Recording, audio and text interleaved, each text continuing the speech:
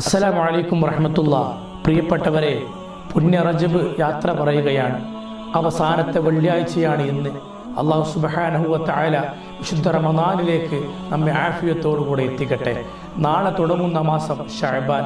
നമുക്കറിയാം, ആരംഭ നബി സല്ലല്ലാഹു അലൈഹി വസല്ലം തങ്ങൾ ആ മാസത്തെക്കുറിച്ച് പറഞ്ഞത് ശഅബാനു ഷഹ്രി എന്ന, എൻ്റെ മാസമാണെന്ന ശഅബാനെ പരിചയപ്പെടുത്തിയത്.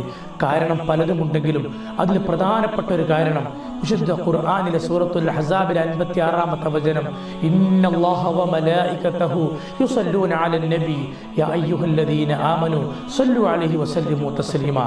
സ്വലാത്തുകളും സലാമുകളും ധാരാളം മുത്തുനബിയിലേക്ക് ചൊല്ലണമെന്ന് പറയുന്ന ആ പരിശുദ്ധമായ ആയത്ത് ഇറക്കപ്പെട്ടത് ഈ മാസത്തിലാണ്. അതുകൊണ്ട് കൂടുതലായി ഹബീബിൻ്റെ മാസത്തിൽ ഹബീബിലേക്ക് സ്വലാത്ത് ചൊല്ലി കൂടുതൽ അടുക്കാൻ അല്ലാഹു ഭാഗ്യം നൽകട്ടെ. അസ്സലാമു അലൈക്കും വറഹ്മത്തുള്ളാഹി.